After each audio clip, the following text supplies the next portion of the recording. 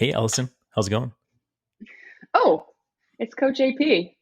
Going well. How are you? That's I know good. I Yeah, actually get to see you, and that's weird. Usually it's just text messages and lots of calls. We don't do the video calls.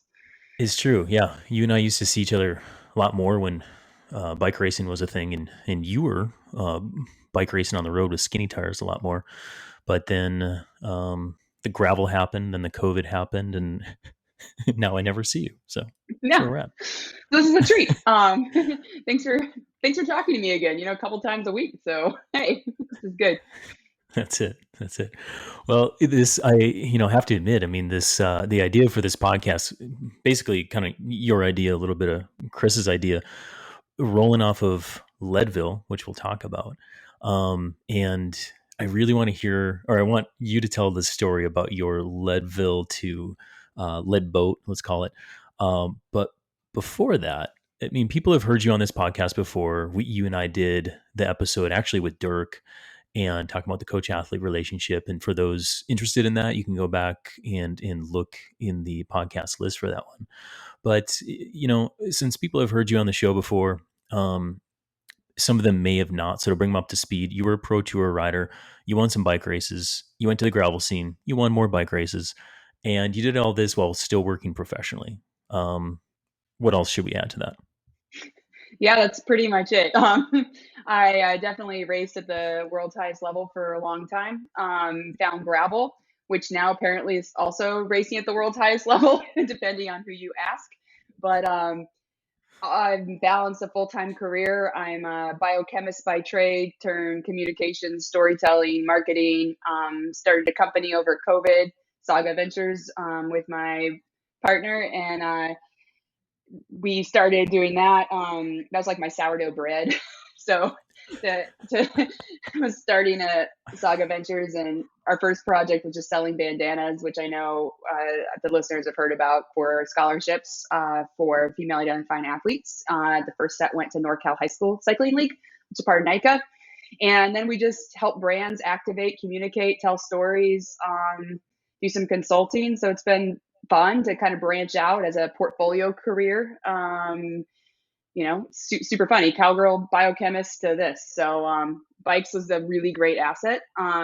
And we've talked about this before, but one of the biggest metrics I think that's helped that success is finding that balance and having a coach like tell me when or not to let my crazy go, and then the structure to organize my week and have a full-time job. So I know we've talked about that, but I'm big preacher on that, is just finding that balance. And you don't have to do all the hours, which you always constantly remind me I don't have to be everything to everyone. So thank you for that.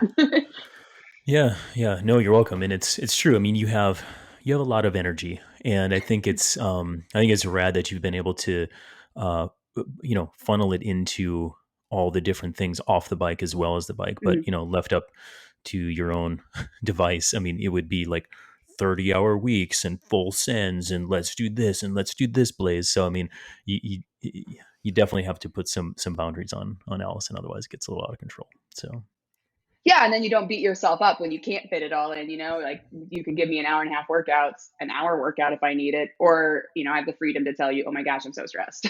And you're like, exactly. yes. Yeah. And then it's like, Or hey, don't talk to rest me. I day. want to have whiskey and have fun.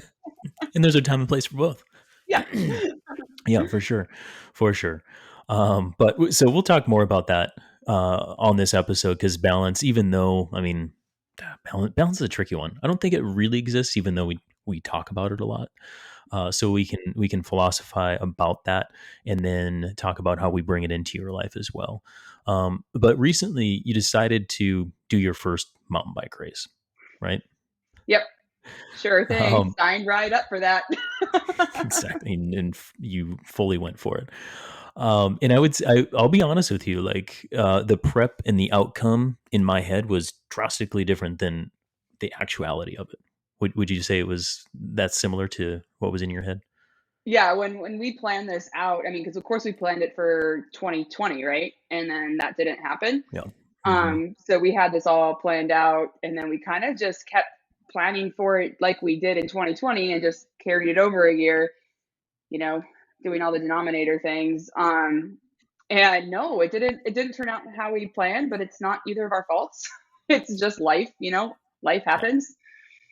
Yeah. So Yeah, that's it. And I think like the idea for this episode really is like kind of a tell all of maybe how like a coach and an athlete can do all the like the cool planning and all the things and also do do bikes like do an event where somebody's actually really good at doing bikes and then all of a sudden you know what there's a lot of nuances and specificity that may not fit into that athlete profile that you can also learn from too. So you want to have a tell all and just yeah, go for it here.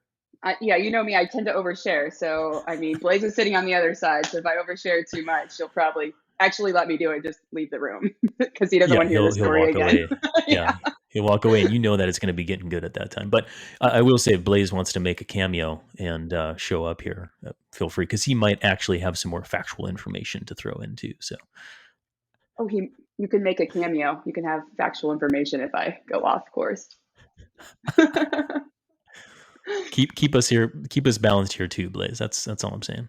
Yeah, he's all about that balance. He's like, the calm in my chaos. So, and after Yeah, we just did this, he did it as well, which we'll dive into. But he did lead boat, and it was this whole 6 week preparation into this lead boat event with me. And he doesn't really want to look at his bike right now. He doesn't want to sign up for another event. He doesn't know I've signed him up for every event next year.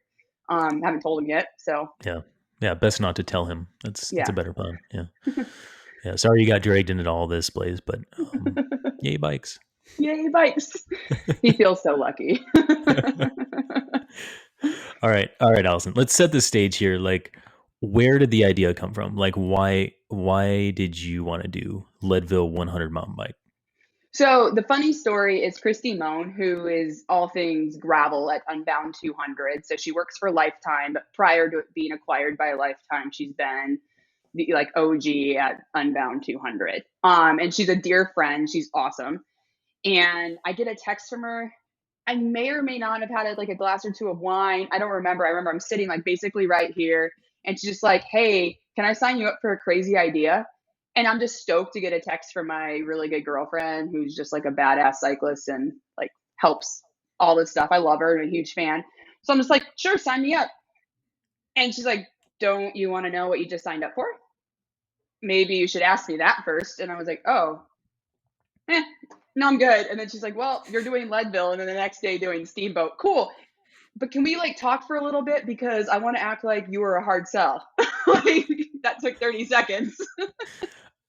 and, and then I think I texted you right after. I'm like, "Well, doing Yeah, Leadville and Steamboat. Here we go."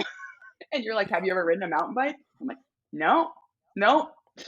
And so that's how the idea was fostered. I think actually originally it was because Leadville happened to be the day before Steamboat, and two Steamboat Gravel, so SBT Gravel.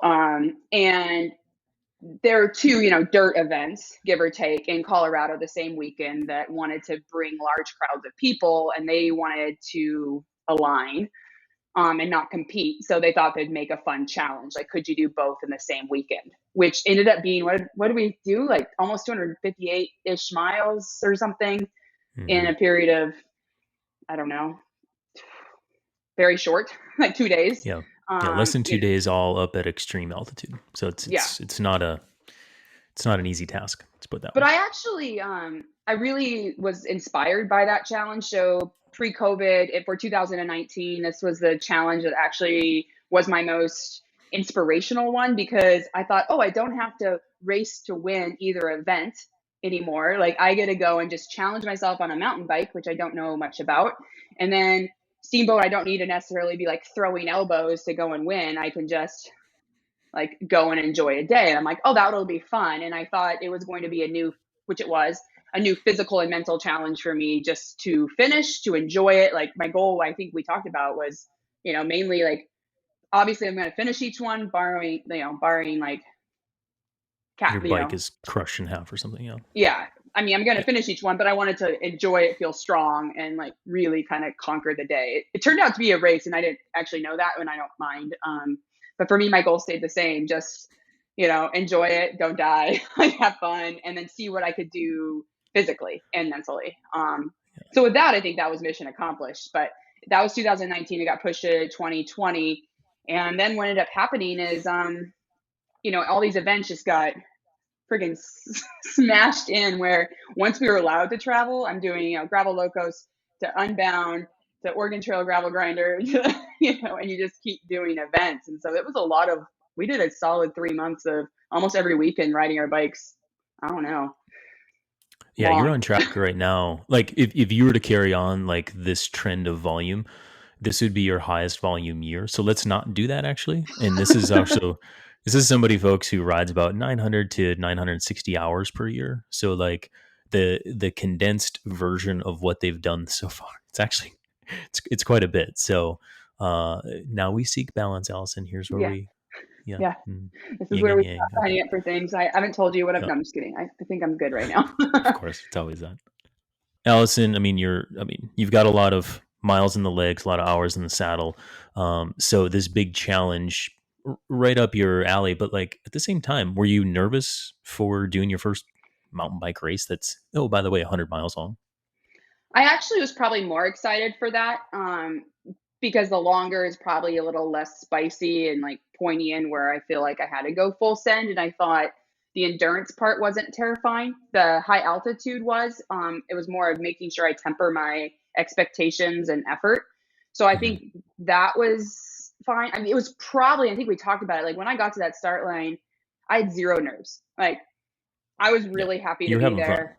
Yeah, I was Hmm. just having fun, hugging like and kissing my friends. And I had Blaze next to me, and as you know, the thing I was most terrified about was just getting down power line descent. So I'm because I'm not a mountain biker, I call them, I think I told you, bowling balls. Like I was most worried about bowling balls because I knew I was going to climb well, I was going to ride well, and then all the way that first however long until you get to power line. And you were talking me through the course, which we'll go over later.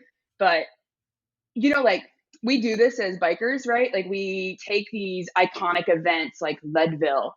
And I have never done Leadville, never raced my mountain bike, yet I know the names of all the sectors, and like people talk about it, and it's these like Yeah. glorified, and then you do this, and then you do like Columbine, and then there's this, and you're like, I can't, like, I don't want to, like, and that's what was like, all that was building up. And I knew I could handle everything after just getting down power line descent. Cause I'm like, oh no, I'm going to climb well. And then I'm going to have thousands of people that are so much better at descending a mountain bike than I am. And I really, for those listening that know me, I mean, I had a traumatic brain injury, and then we'll go into my lead up to this race. So I was extra cautious. I'm like not hitting my head.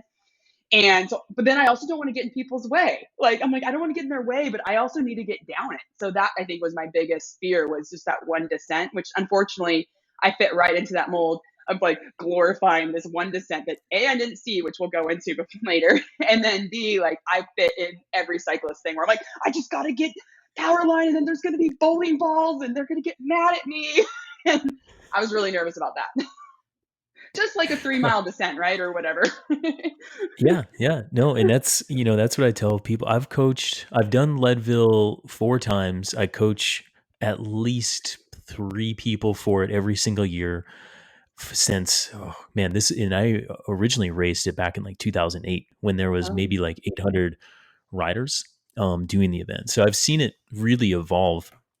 And I identify as a mountain biker more than anything. And overall, like I would say the race is not that technical, right? From a mountain biking standpoint. However, you talk to certain people, everybody has their own opinion on it. However, it's just a lot of gravel. There's some single track. Power line gets a little gnarly. This year it was blowing out a lot more because of the rain that was there before, and then just a lot of dry.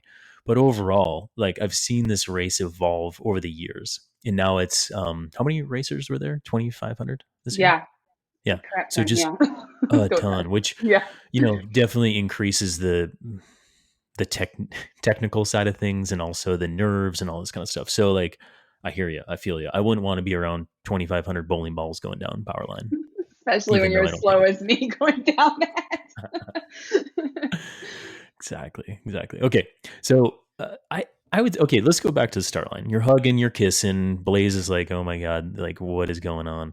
I'm just here because you are. Like, let's just talk about the race. Like there's all the build.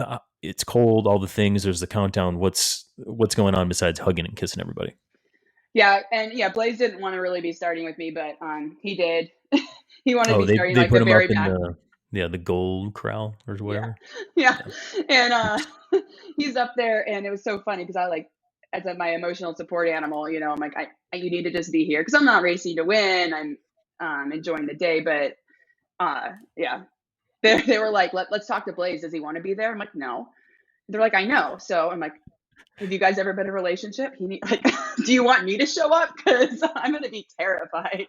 So the poor guy like went real hard with me at the start, Yeah. which is not what he wanted to do. So his story is much different on that. But it's funny. So yeah, we're at the start and it counts down. Everyone told me how cold it would be. This must have been a warmer year, or maybe I just wasn't as nervous, or I don't know, something. You're But just tougher, probably that. So.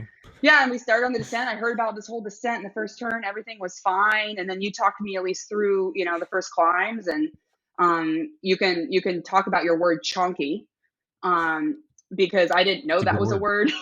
word. It's a mountain bike word. That's why you didn't Yeah, know it. yeah, chonky. Chonky. Yeah. And then mountain bike. Yeah. Definition of chonky is big rocks nested with other big rocks and then like some sand in between, but like real chonky.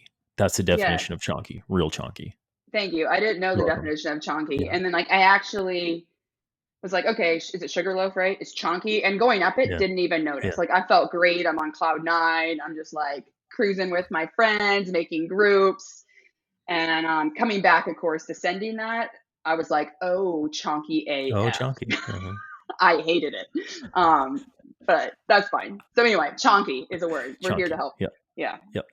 So yeah, Good. that was the start was just about, I think, riding smooth. They did wave starts, which was nice, so pretty low stress. I mean, I just slotted in, climbed, had fun, talked to some friends, and it was actually, I thought the start was more mellow, a lot more mellow than like an Unbound start. Like Mm-hmm. I was like, oh, like people aren't trying to all like get a whole shot and kill somebody like in 200 miles. Like because Unbound starts like a road race, but you're Yep. like, I'm not going to see you guys again for another 12 hours, but cool. And this one I thought was actually pretty mellow and nice. So I appreciated that.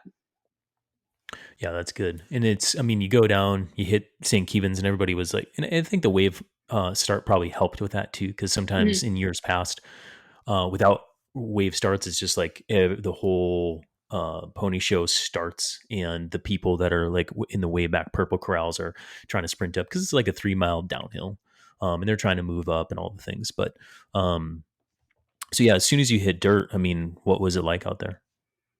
I thought it was really nice. It was gravel, like, especially because you just kind of start gradually climbing after that pavement descent, which was fine. And it was nice, like super comfy on a mountain bike. So it's a little different than a gravel bike where there's, lines are a little more important. And so coming from a road background turned, all things gravel, I'm used to kind of that squirrely feeling. So I really enjoyed being I did a full squish bike. Like, I did the Epic Evo. I don't even know what travel that is. And it was awesome. So I'm like, I didn't do like, I borrowed the bike so we can go in that, but I borrowed this bike, because, guys, bike boom. Right.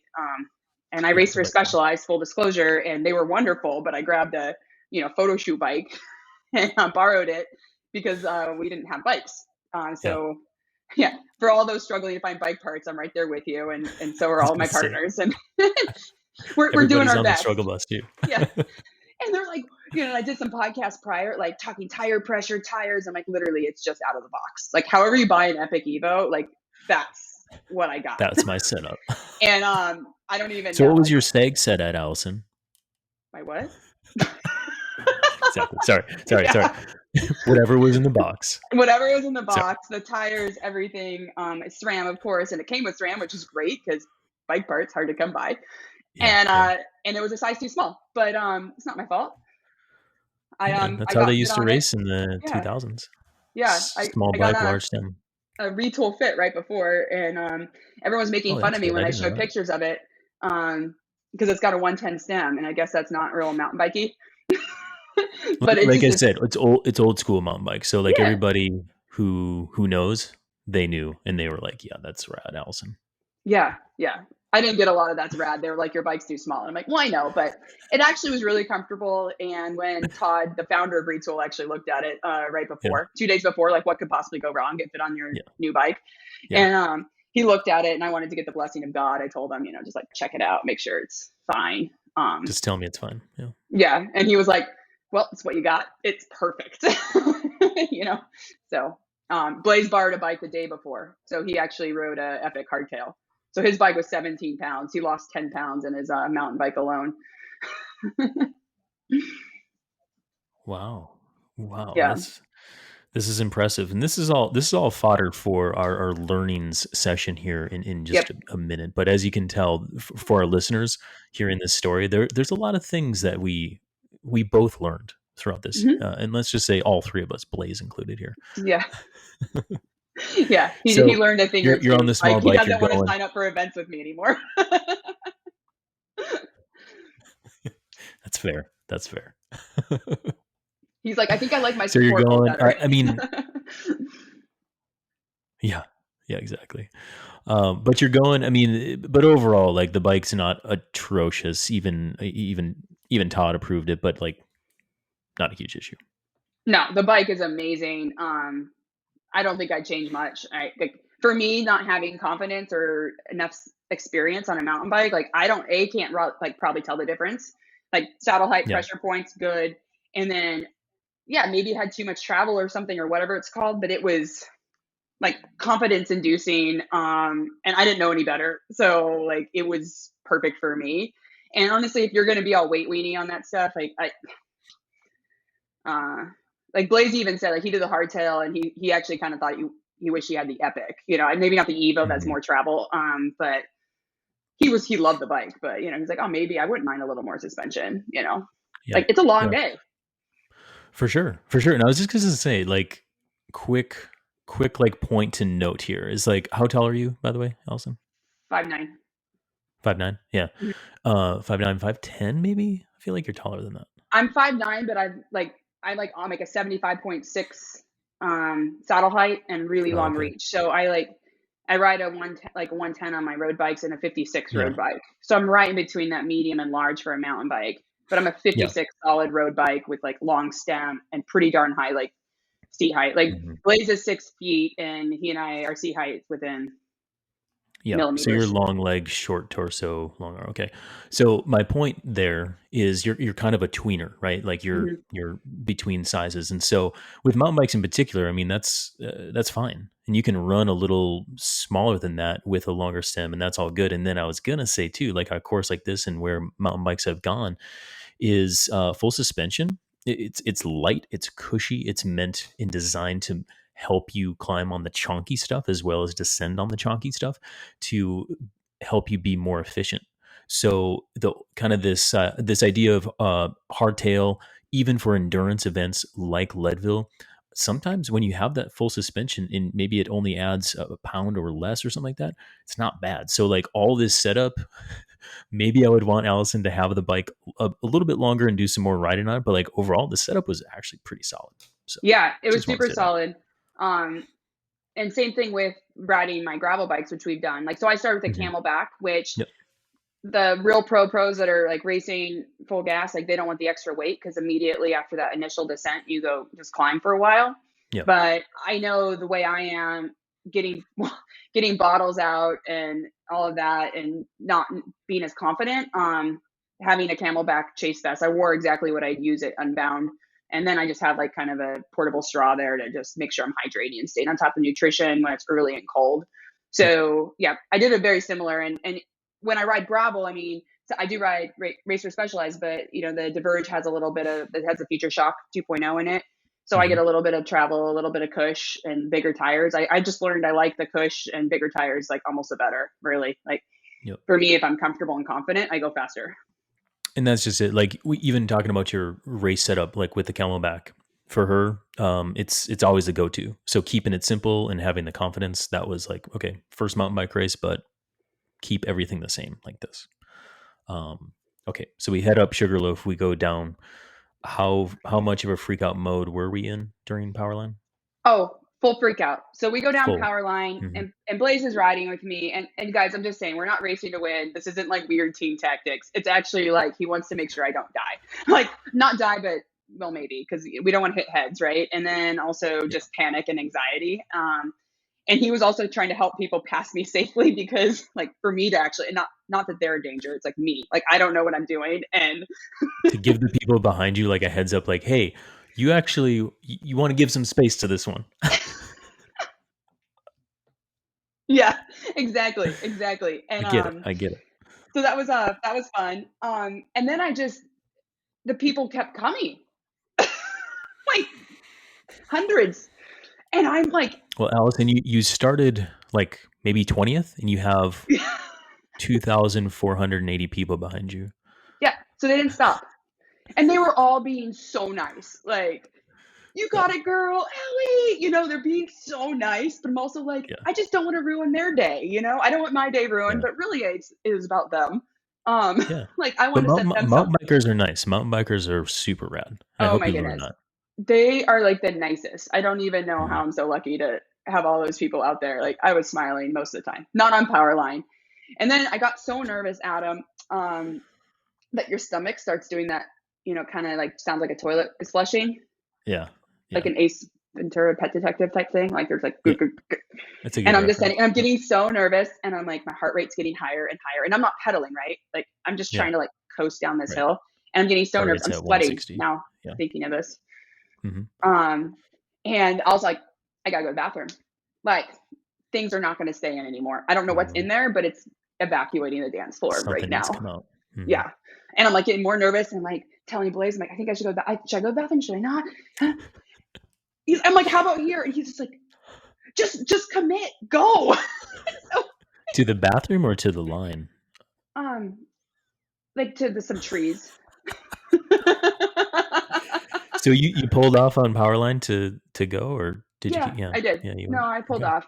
And then it was nice because then people could pass me. Then, but once again, they kept coming, and then we had to keep pedaling. So the poor guy's sitting Yeah, there like, "You done?" I'm like, "Should I start again now?" Like, what? But there's so many people. So I made it down. I yeah. was pretty proud of myself. I was like, I think I like did like 16 miles an hour down that real steep part. He's like, or like 8, but you were close. It was your Everest, Allison. It was your Yeah, it was Everest. just Yeah, that descent was my Everest, and then the rest of it was just like my jam. I was freaking loving it. yeah. Um, Meanwhile, folks, we're like what 20 miles into this race of 100 mhm, miles. yeah. Yeah, all And right then I now. was, yeah, then This I'm like, podcast might go awesome. longer than I thought. Yep. Anyway, then it's like pretty simple, right? Like it was just kind of my jam and it was really fun. And I Yeah, didn't, road yeah, race tactics, right? That was yeah. your You jam. told me to get into groups. I got groups and I was Yeah, pulling them. Like I was feeling great. Everything was great.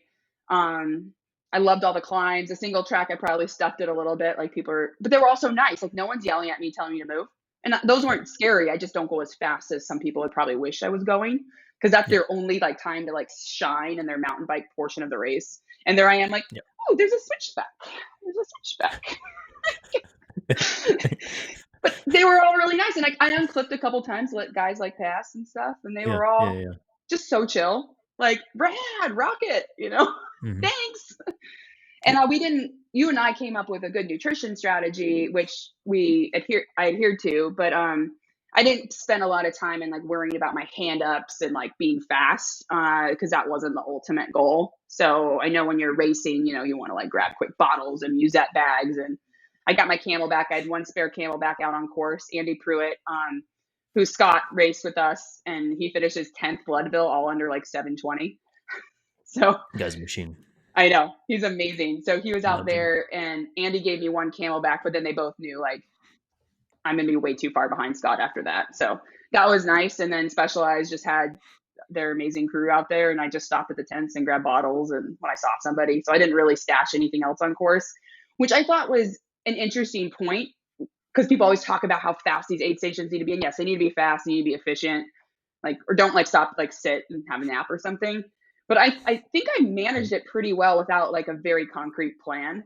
Like people Hmm. are out there. So like CTS was out there. I was going to use CTS as like another resource if I needed it. And turned out I had enough, but I didn't need to like stash things. I carried all my food on my person. Like I had a little snack Hmm. pack on my mountain bike too, like my little like frame bag by design. put all my Yeah. snacks in there and had my Camelback. Like I wasn't grabbed, you know what I mean? So I don't know. I just think sometimes people make that sound really intimidating too. Like I think for Yeah. 10 hours or whatever I rode, right?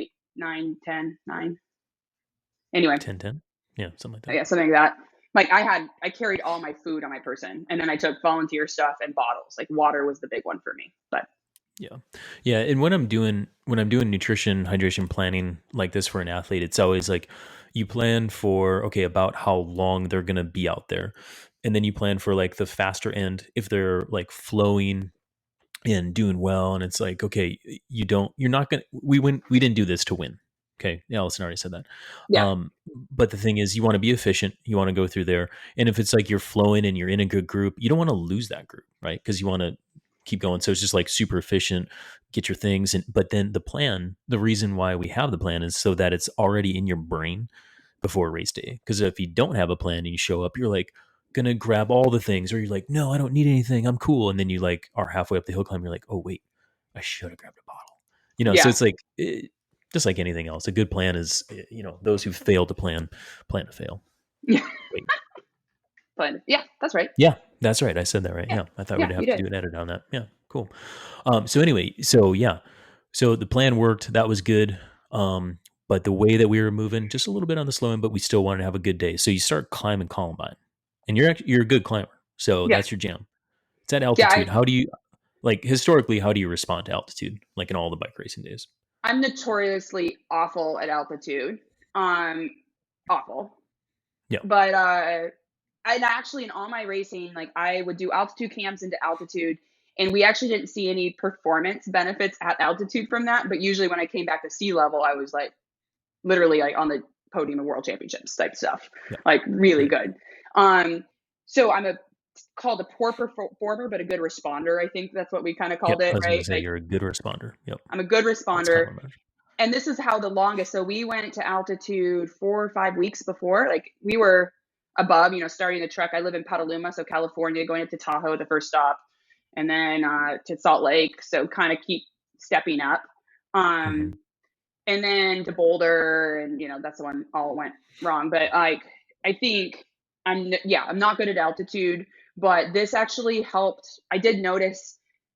I mean, you lose some training. Granted, I had a really bad lead up into it, but none of our faults, which we can go into. But I didn't have any of that panic of being at 10,000 feet when I was there. So I did notice I had less of that like anxiety inducing like panic when you go to breathe and you don't have enough oxygen. So I think we did a really Mm-hmm. good job with the altitude prep itself. Like 2 weeks, I know doesn't cut it for me. That's why we went on the longer side, you and I on the 4 weeks kind of, because that's when Mm-hmm. I start to actually notice a difference. But when we do that, we also sacrifice a little bit of the training, right? Because you can't go Mm-hmm. hard when you get to altitude at first, because that will just dig me in a hole. Yep. Yep. And that's a balance of it all, right? Like knowing you felt like crap historically, or like a poor performer at altitude, even though I wouldn't say that that's necessarily true, but you're not getting the benefit at altitude. I knew that increased exposure time would help for your pacing and also make you feel better, because a lot of the mechanisms that regulate altitude are actually in the brain, and the more exposure time, especially native exposure time you have there, training, sleeping, all the things, cool, body's good with it. And because you do respond to that as well, we know that being up there at altitude is going to be beneficial for you. Combine that with the fact that we're not going for the win. We weren't overly focused on like, hey, we need some supplemental oxygen training or something like, whatever. Yeah. Um, so No. all good, all good. But you're climbing, and you're a good pacer. You're a good climber. You're heading up to Columbine. It's beautiful. Tell us more about that. Oh, it was so great. And Tietzel had told me how much I was going to love Columbine, and it is my jam, right? It was just so nice, gentle climb, aspens and Yeah, just it's beautiful. beautiful.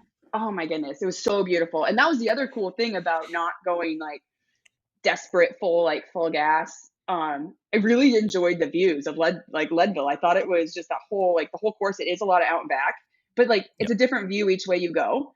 And I thought it was beautiful. So I loved it. I got to the top, and then you hit that last mile and a half to the top of Columbine.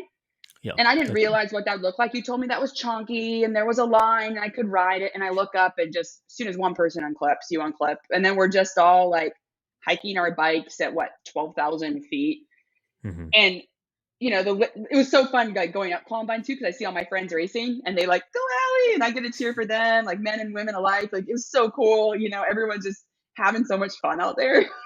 Maybe because we don't know It's where a we are. really, yeah, it's a really unique experience because many people know what Leadville is. Some people don't. It's an out and back. Mhm. It's a 50-mile out and back, and the very turnaround point is up at 12,000 feet. And like you said, if you're on a certain pace, that is like probably not. It's like probably if you're not top 30 or top 40, there's just a lot of walking up there. So Yeah. Alison's in the conga line of sorts, hiking, probably high-fiving all the thing, and then you have people coming down on your left, right, like Yeah. flying down because they're going for the podiums. Yeah, Yeah. They're going for the yeah. podium So it's and you don't super realize. unique, but it's Yeah. crazy. Yeah, it is so fun. It's just you're walking, and then I didn't realize that we're actually walking on the line until I came down. That's a line you want to ride, because I'm looking as we're walking. I'm like, I don't want to ride that. Oh no! And I'm looking at people. I'm like, we're gonna come down this, and I kind of like Adam. And I was like, is there a timing chip? Can I turn around now? Like, can I just like? How much do you want to just turn around right there? You're like, wait, I have to Yeah, walk another totally. mile, and then I have to ride down this on this chunky. The section was awful, like where you had to ride. And Hmm. bless their hearts, we're all walking on the place you want to ride your bike, but we're walking in the way, like, obeying the rules of the road. But yeah, that was a whole nother thing. I was like, I'm gonna walk this descent. I was like, I'm gonna walk it. Not gonna make it. But All right, so you get up yeah. to the top, you turn around. What happens up there? Yeah, I kind of had a moment. I looked at the view, said thanks to the volunteers, and some people are like very frantic, they're trying to make their goal, which is amazing. I would, grab some snacks because I had snacks. So I grabbed some snacks. Also didn't want to spend too long up there. I was very shaky actually. I just don't think I realized, you're ways into this. You're halfway, but it's a negative split event. So you're actually well over halfway, I believe, at this point. Not by miles, but by duration. Hmm. And then I start going down with my snacks, and I'm like still terrified of what I saw climbing up.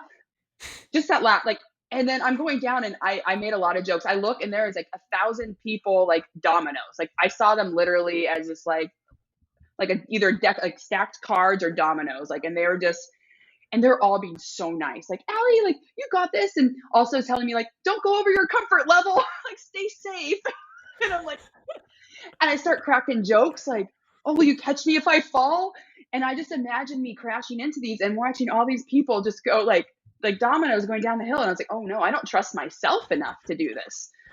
Like, and so I actually unclipped and because then I had people passing me on the descent, and that was only very short. It's the very, very top, right? It's a very short little part of that descent, Yeah, but it was nerve wracking because I didn't want to put somebody else in danger, like over myself even. I just was like, I don't know if I trust myself. What if a rock moves and I'm going down it, and then I like slip into this poor person that's just trying to like get to the top. And then once it opens back up, I mean, that's awesome. But the top was actually another thing that we talked about when we make these big iconic things. You talked about the two-way line on Columbine, and I was like, yeah, that's fine. And then I was like, oh no, this is like the things I learned was power line was worse than I thought, and the Columbine top part was way worse than I thought. I was trying to give everyone the benefit of the doubt for being dramatic, and then there I am going, what in the world? I will say, like the top of Columbine descent, as you're flying down and people are coming up, it's always been a very mysterious thing to me because I'm sure it's happened where like somebody coming down does run into somebody coming up. I've never heard of it happening. Mhm. I always kind of like worried about it, but at the same time, it's mountain bikers, and it's like you have like those people are cheering for you, and like you're coming down, and you're just like bars to the one side, and they come down like yeah, bars to the other side. You're like yeah, man, and you don't want to hit them. But I've also never thought of hitting somebody and then the domino effect going down. But if I ever do the race again, I probably won't get that out of my mind. I'll just be I like, oh no, literally I don't saw want to them as do like the little dominoes. card soldiers, like, and that the people suddenly didn't become faces; they became like, like a stack dominoes, but yet they were like little soldier people, where you just like flick it and they all go. I was like, I'm gonna Oh be my that god. person that like ruins Leadville. Like other people ruin gravel, but suddenly I'm gonna be the gravel racer that ruins Leadville. Tetrick ruins Leadville. Yeah, I can see the headlines on that. Yeah. Okay, so we're coming down, and yeah, this stretch we're talking about, not even a mile, maybe a mile, Yeah, maybe it's a mile. maybe. I don't know. Yeah, Whatever. So then we get down on gravel roads through the Aspens, going down. Cool with that? everything All was good? great. Yeah. Yeah, Okay. everything was awesome because then you kind of seen it all. And once I got to the Aspens again and back at the big gravel roads, I was like, oh man, back in it. We're fine. I mean, I personally don't love descending with two-way traffic, so I was probably a lot more cautious than my normal, very highly cautious state. You just, what if somebody, people are getting real tired out there too. So that Yeah. happened. Yeah. Truth be told, like tell all situations here. People are super tired, and also I would say a lot of people think that they're way better descenders than they are coming down that thing, and it's gravel, and they're like, "Yeah, man." I've seen people fly off into Aspens there. I've overcooked corners personally, and you also don't know what's coming up. So it's like, even if you think that you're a great descender, you don't know like who's tired and coming up that other side. So it's like you really do have to be careful. Just Yeah, saying. yeah. I mean, the race isn't won and lost there technically, but so I Mhm. mean, yeah, I was kind of like hyper alert. But once that was over, then it was just awesome again. You're back to Yeah. the grind. You and I Yeah. train a lot for the grind. Yep. So Yep. there's really Yeah, nothing that's in your jam. between there and like power line. And I was kind of nervous about power line. I mean, the rest was just, But you you freaking know, rode Powerline, right? I Like you did. rode the whole thing. Yeah. Yeah. Yeah. And Ridiculous.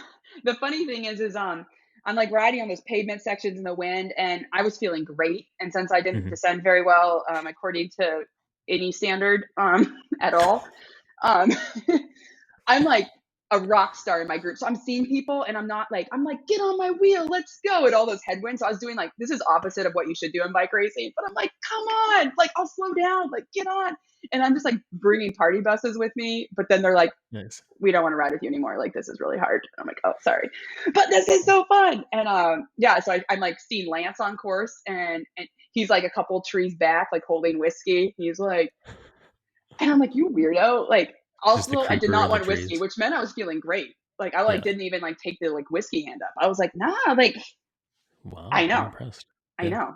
That waited to the end, but I like because everyone on course is so great, and then we go up power line, and there was this one woman that just like leans over and whispers in my ear, like not whispers, but like really like, but like kind of close in and not yelling. And she's like, and I'm like riding it. I'm like, man, I feel great. I heard like riding power lines really hard, like the steep thing, like the little wall part. And I'm riding it and riding it. And I'm like, and the more people are getting excited and the people I'm passing that are walking are getting really excited. And everyone was just so happy. And they're like kind of running alongside, which is granted faster than my riding. Right. And Yeah. It's a very slow section, folks. Very yeah. slow. And Yeah. this woman comes in my ear and she's like, you are so strong. You are inspirational. Like, thank you. And I was like, oh my goodness, I can't fall over now. Like, I gotta like show her how strong I am. And I don't know, it actually worked. And she said it so emphatically. Like, she meant it so sincerely. I don't know who she was, but I was like, I'm freaking gonna climb this. And it was awesome. And then I was like, cool. I guess I feel good now. And I thought, oh, Adam's gonna be so proud of me. I feel good. Like I'm gonna finish really strong. And that was like one of the best parts. Like climbing Yeah. that and then climbing the pavement climb was just super fun. And then it was just getting home from there. And I just met so many friends. Like, and it was funny because guys are bombing down me on the descents and then I'm like passing them on the climbs. They're like, man, Tetrick, get it right next time. You're doing it wrong. And, we're heckling and I just had such a Yeah. positive experience. And then when I finished, like, it's a hard finish, by the way. Like, I don't know if they've always done this. Like, they put a wall in there, like that I like Yeah. 5-6 miles to go that I didn't expect. I thought it was gonna be kind of that pavement finish that we came out on, and it's totally different than how Mhm. you went out, which I should have ridden it. But that's back to our lessons learned. If you pre-rode, you would have known that. Yeah, Just saying. yeah. Just saying. But yeah, and I just finishing. I was actually so proud of myself, like getting across that finish line. Like I kind of had tears in my eyes. Like I was really Oh, excited. Yeah, like because I was happy. It wasn't like result like hell yeah. It's like we were an hour and 10 minutes off my goal time, but yeah. Yeah, stoked.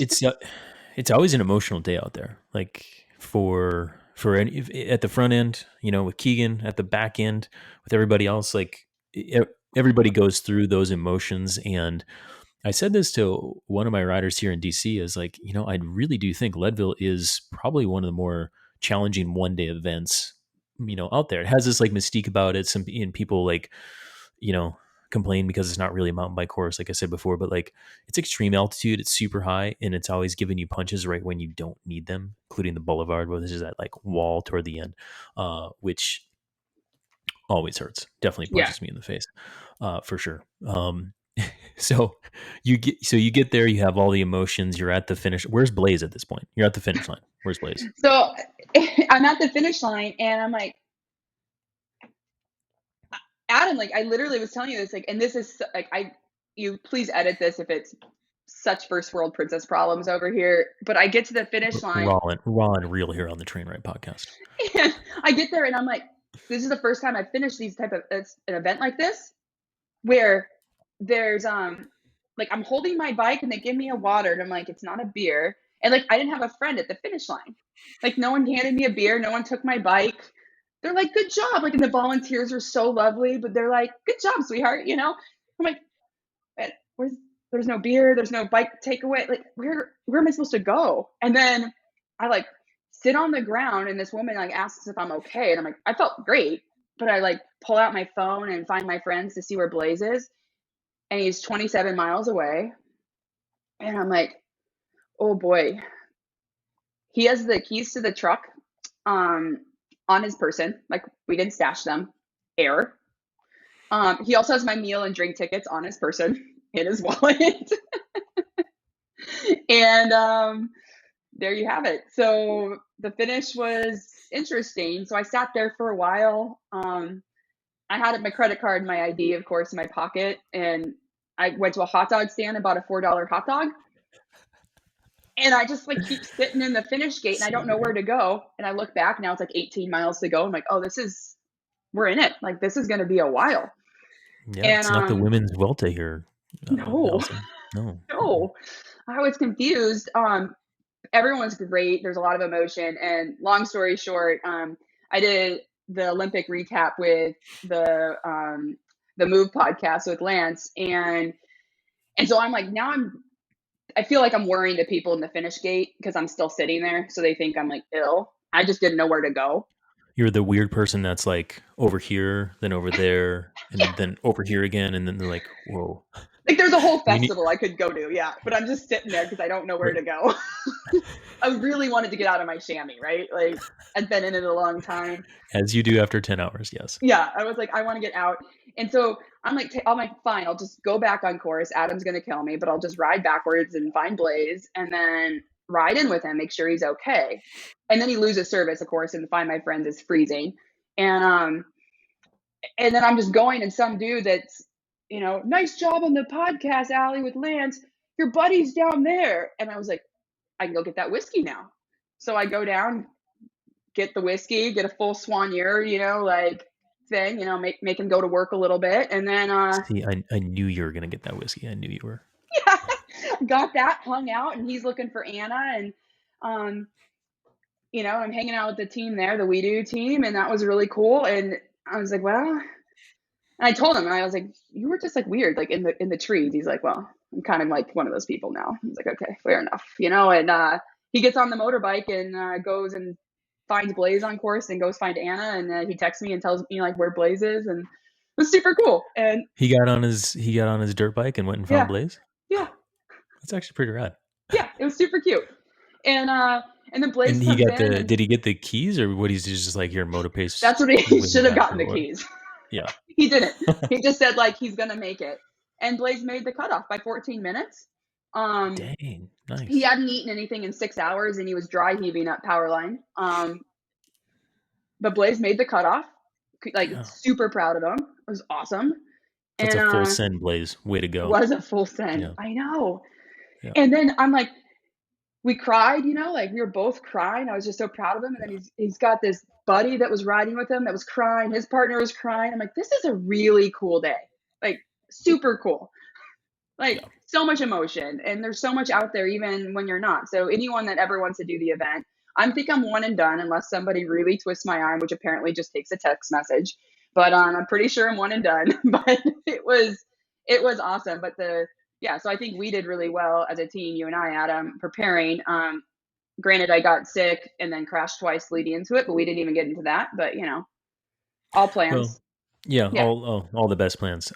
However, Allison, even though I thought this podcast would only go about 30 to 40 minutes, we went long, but there are some learnings here that I do Hmm. want to Yeah. bring up because the lead into all of this is actually, I think, where this episode's going to shine. Because for those of you who think that, a pro rider always has like the best support or all the bikes or the greatest lead in, it's not the case.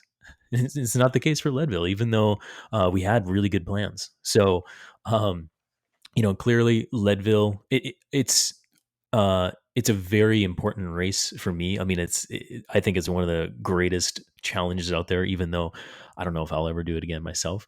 But this one is super unique in that. So with Allison doing it for the first time, I was like, okay, here's what we need to do. But like, I think we did the altitude right. So here's like a list of things we did right. Here's the things that we didn't do so well, and then we'll get into like the big whoopsie. So altitude, I think we did it right. The duration, the time spent, all the things.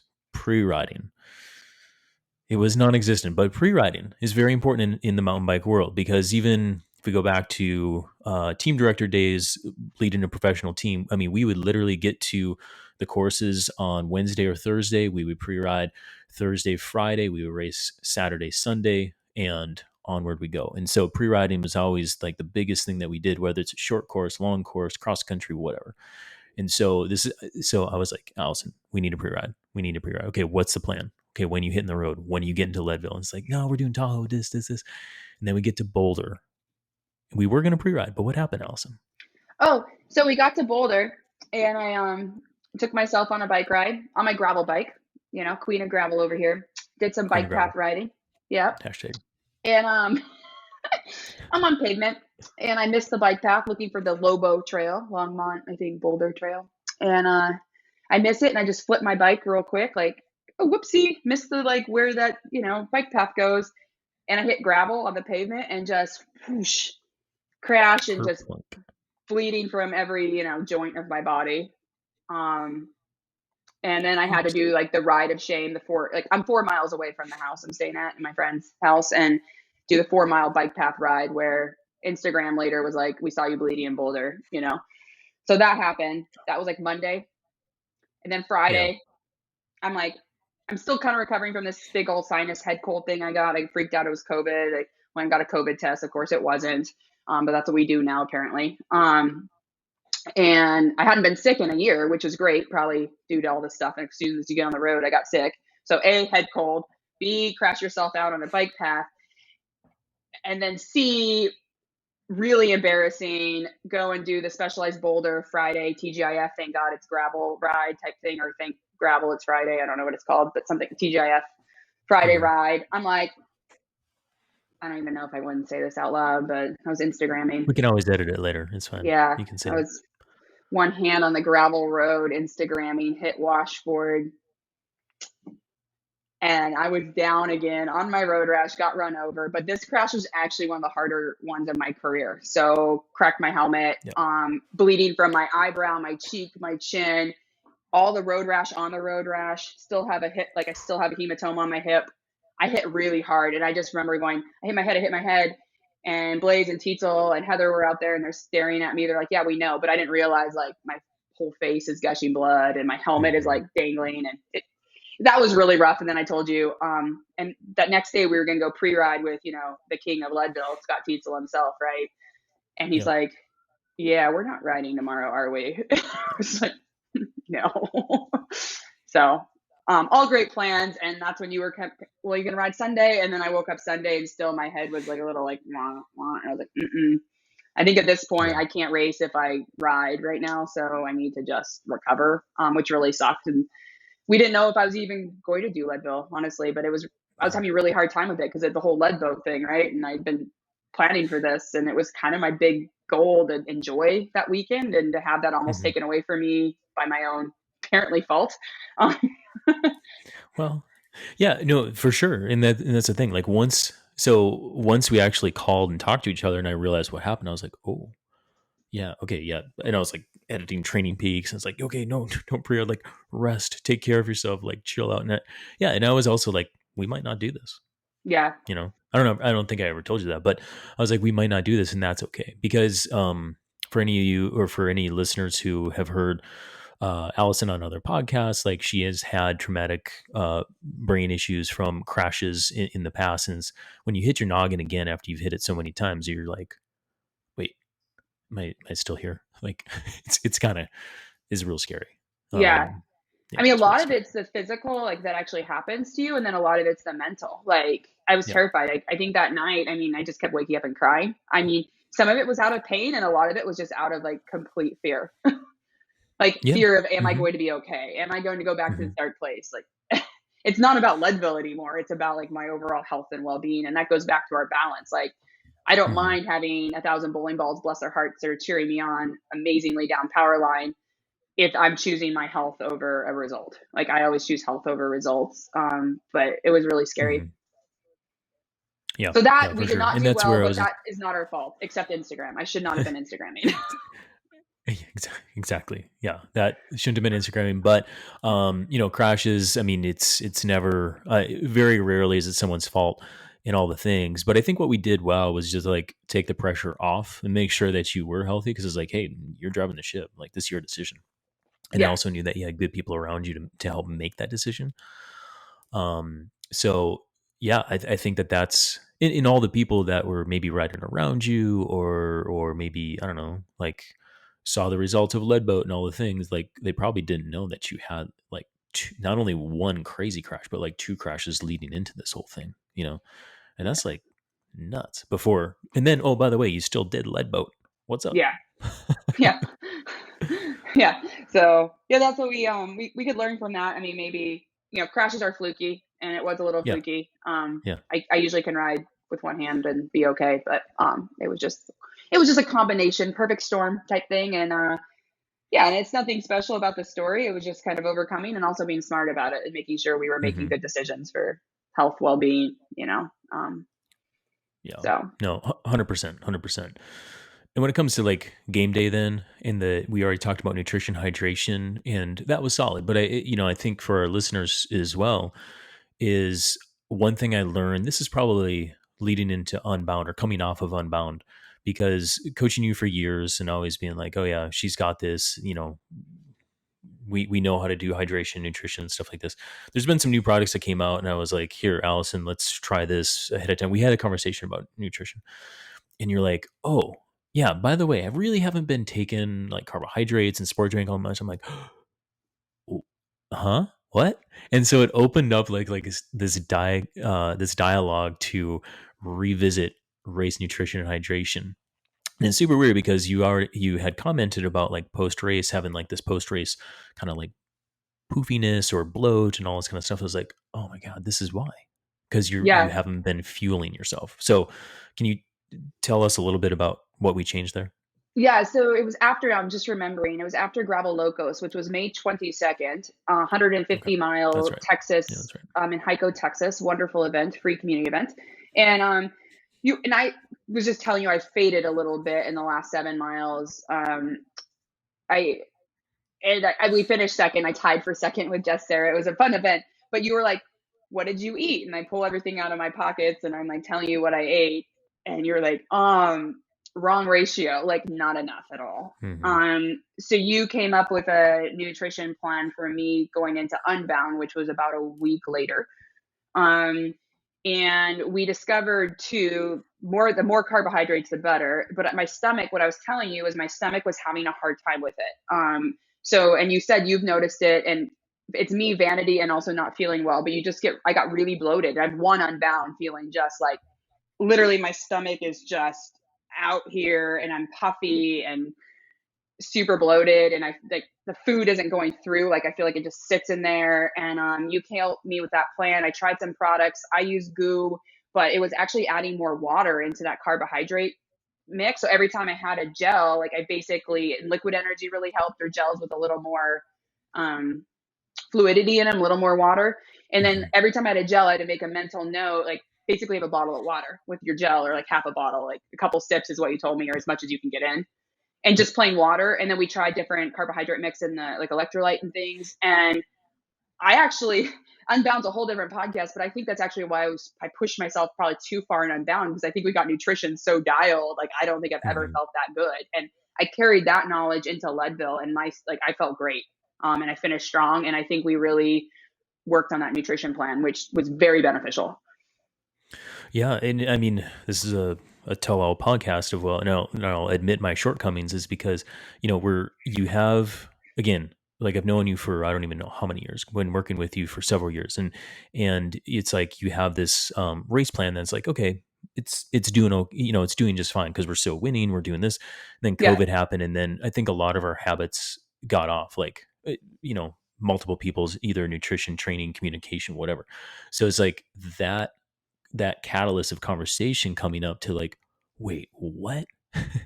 And but then after that, yeah, notice a huge tick up in performance, both in training and at races. And then it was noticeable too, like in your body, like post race. So you're just like not as boofy, and you were like recovering faster between races, which is what we needed to have this huge block of riding and everything that we did. So yeah, I was like, Coach, what are you not doing here? You Ooh, had too much faith in me as a okay. professional that I do know what Too I'm much doing, faith. but sometimes, God, I need to to be reminded of that. exactly. Allison, let's circle back to the new bike situation. I actually think that like being how tall you are, and then like the your leg length and the reach and everything, like overall that was pretty solid. Um over the course, like once you got to the finish line, and like any aches and pains with riding this new bike or anything? No, I was super comfortable. So I was pretty happy with the bike, dialed. It'll probably stay around for a while now. My Nice. That's borrowed what I like bike, to hear. yeah, Yeah. might not go back. I love it. Yeah, that's what I like to hear. But so the learnings there, I think for listeners as well, is like there's no hard and fast rules when it comes to like bike sizing and some of these geometries. Like you truly, use the parameters. Go to your local bike shop and get fit. Sized up properly, but then go and get a professional fit. And that's what Allison was talking about, where she got a retool fit for this bike that may not be the perfect size for her, but they had a stem and they dialed in the geometry and all this kind of stuff for her to put in a huge ride in it. So don't Yeah, freak out about the size of bikes. no, I think there's the touch points that matter, like, and not having toe overlap and stuff is safer, of course, which is fine, but I think it's those touch points. So for me, if my reach, my back didn't hurt, which is great, my knee, no knee pain, which is great, which means I got my setback right, the saddle height right. So I was like, my main concern usually is those pressure points, and then you go into the performance aspect. But I think sometimes we do overthink things as well. And so I think another thing you and I learned a lot was about adaptability and flexibility, and you can plan all you can, and then I'm sitting in an anthill with a broken helmet, and you know curious if I'm racing, and so Exactly. Exactly. Yeah. And before all this too, I mean, we put some time on this bike. We knew, like, I'll be honest with you, Allison. I did not think that you were going to get the QOD down, down power line. Like, it just wasn't yeah, going to be your strength. So I wasn't super concerned about that. However, descending, could we have done it better? Could we have put more time? Sure. Could we have done like maybe, I don't know, found a skills clinic, all this kind of stuff? How we could have went super nuts with it. We didn't. Looking back on it, should we have done something more? Maybe. But at the same time, like uh Leadville, I mean, besides that downhill section of power line, I don't know. Your descending skills are just fine other than that, right? yeah, yeah, it Yeah. was fine. I mean, yes, we could have done things a little better. Also, though, we've put pressure on me when that was needed in a lot of other races and events, and as you've known me the last 10,000 years. Hmm. That sometimes too, it was actually kind of fun to be a novice and laugh about my you Yeah. know shortness, I guess, in a way. Like, yes, I would like to do it differently. I think we could have done better, but also I think you were giving me that space to explore and have fun without the high pressure. But I think preparation Exactly. is always key. Yeah, Yeah. And I think I told you, is like on power line, just be funny, right? And like yeah, let people come around. Just like be funny to those who are coming around you, and then everybody will laugh and it'll be fun. yeah. Yeah, it was totally great. And everyone Yeah. was so nice. No bad experiences at all. So, and then just Yeah. remember that too, when you guys are super fast, like, being be nice to slow people too. Like when we're Exactly. clogging your line, I mean, we're not Yeah. trying to. And I actually responded better if, somebody was nice to me back, which everyone was, luckily. But right, like let's not take ourselves too seriously. It's riding bikes, and then yeah, we can all get better at things. Exactly. Yeah, exactly.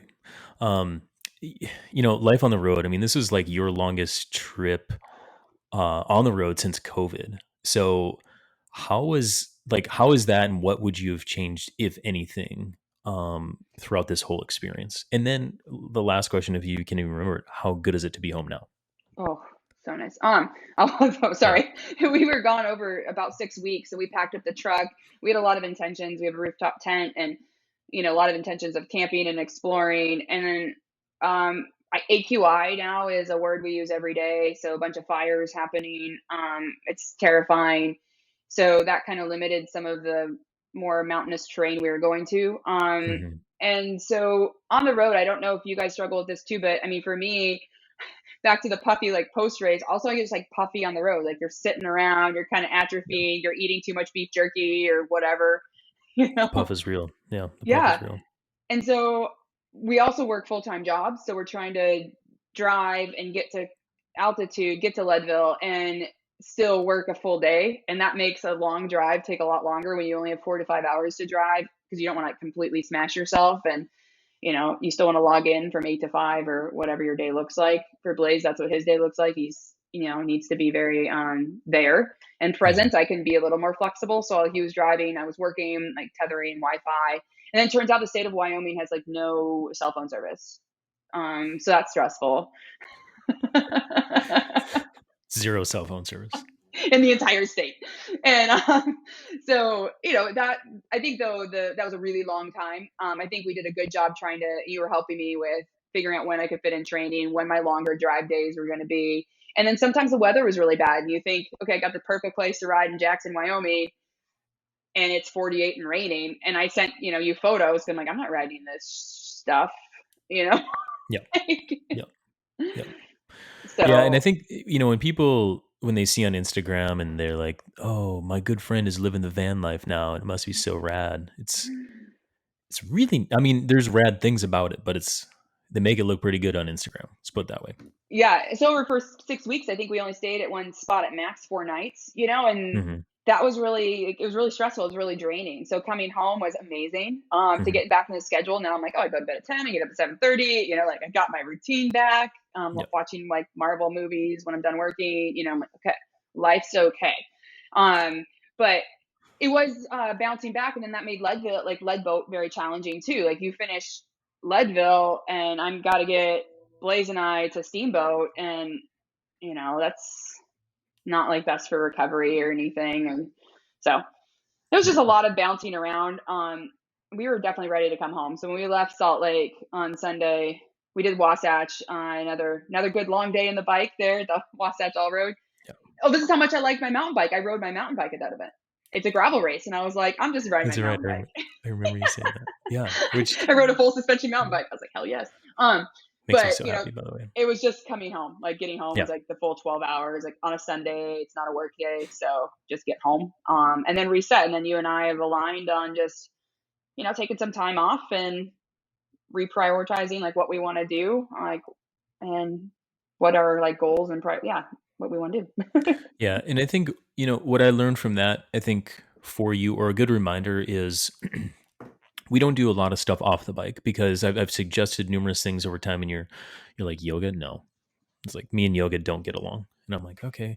No Um, namaste over here. yeah. And then when we go into like off season, it's like, I'm running with my sister. And I'm like, oh my, and it's because you guys just go long. Your endurance engines are big, and so all you want to do is go for that 9 mile run, and then we're just sore for a week. So when we just talked about this last week, is just bringing in something that is different than the bike, off the bike. And so it'll be kind of a combination of some strength training, activation work, and this kind of thing.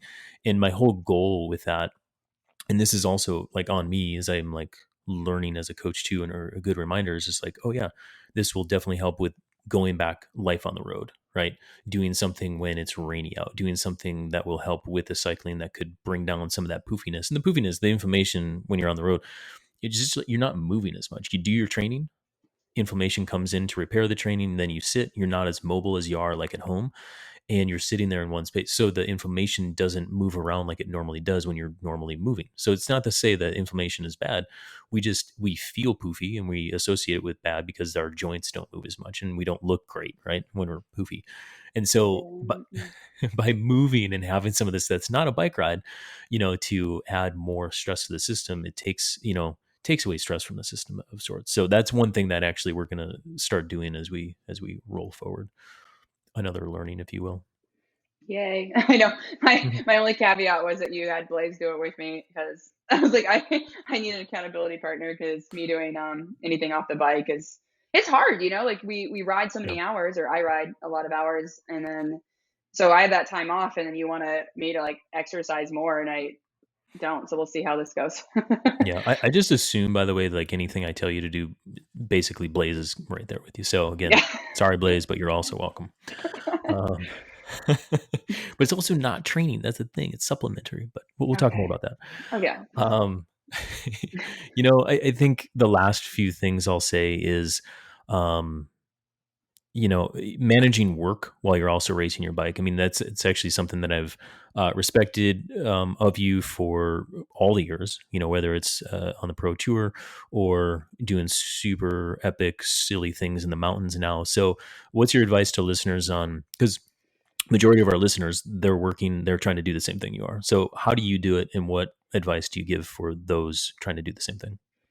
You're gonna laugh because I disobey this advice quite a bit. But I think the best thing too is not comparing yourself to others. So sometimes Strava is probably the worst like app for me to look at because then I get anxious about if I'm doing enough.